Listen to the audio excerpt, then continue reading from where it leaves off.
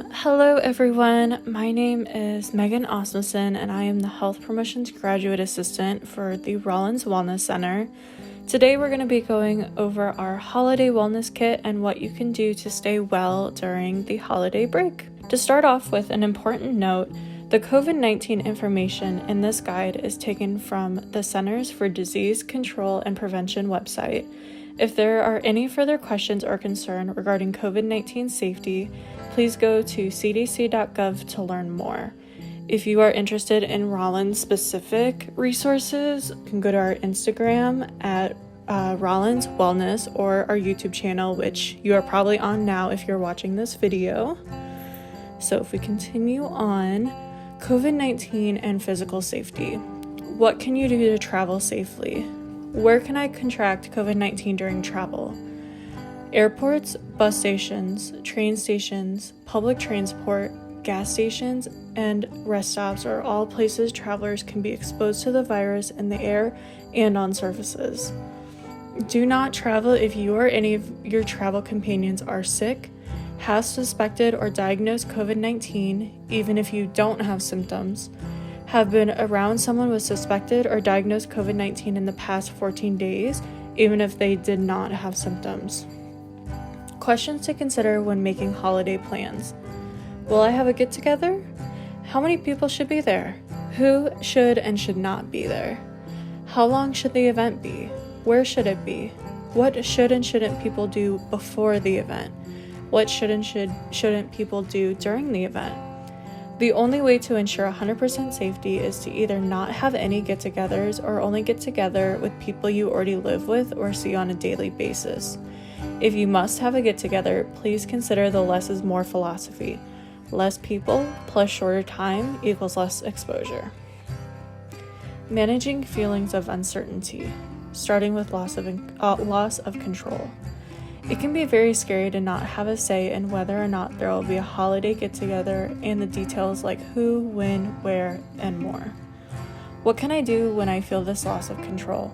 Talk to someone you trust. Be open and honest about your feelings if it feels safe to do so. Set boundaries and say no if you think it's the right thing to do.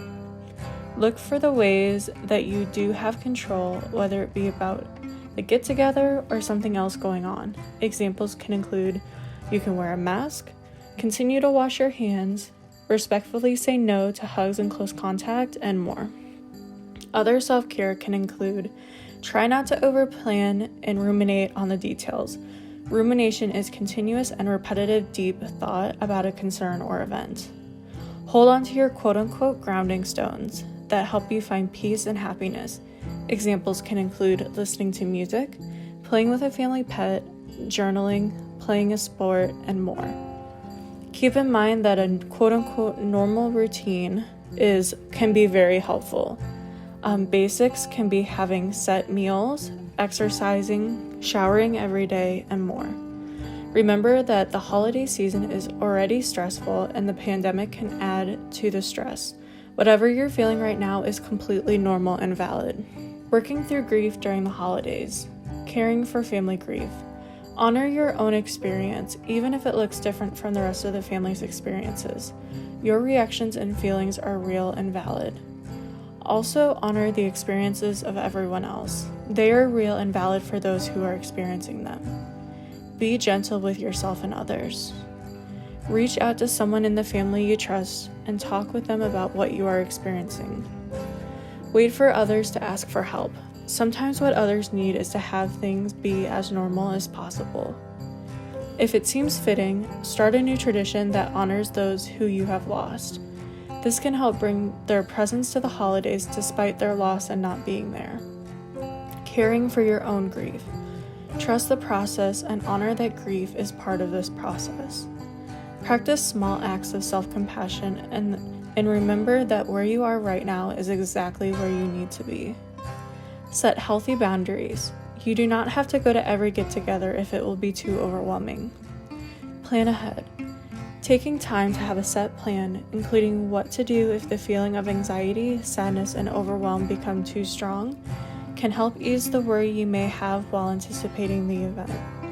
I mentioned self-compassion and anxiety in this section.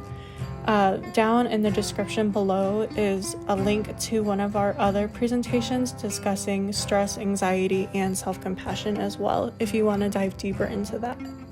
Coping with loss of traditions. Here are some ways to not lose traditions. Do what you can either alone or with the people you are around. Find ways to have the traditions online through Zoom, WebEx, etc. Slightly alter them to fit the unique circumstances. Things to consider with the loss of tradition. Small rituals are just as valuable as large ones. What are some small things you can do that remind you of holiday tradition? If you are away from family, are there people that you are with that you feel safe to share your traditions with? The beauty of traditions is that they can begin at any moment. What are new traditions that you wanted to try? Remember that every year is unique, especially this year. Focus on what you can do to make this year great and not how it measures up to the years past. Change is not permanent. The accommodations made this year do not have to continue when we are able to be together again. See this change as an opportunity for new beginnings. If you have lost someone this year, what meaningful traditions can you start that will honor them? Finally, we have some resources for you. Again, you can email wellnesscenter@rollins.edu. We have our office hours and after hours crisis line. Please keep in mind that these resources are not available during the holiday break. However, our website, our YouTube channel, and our Instagram are available currently, and again, available 24/7 as any website or social media resource. What is available 24/7 are these Florida resources and national resources below this. There are some text lines here, and there are a lot of phone numbers that you can call for support. When in doubt, I suggest just going ahead and making a call, and they can definitely help you find resources, whether it be therapy in your area or immediate support, just different things. It doesn't matter how big or how small what you're experiencing is. Any and all experiences are valid, and you deserve to have the mental health care that you are looking for this unique experience we're going through. If you have any other questions, again, refer to the resources on this slide. I hope you all have a wonderful holiday season, and I look forward to seeing you guys all back next semester. Bye.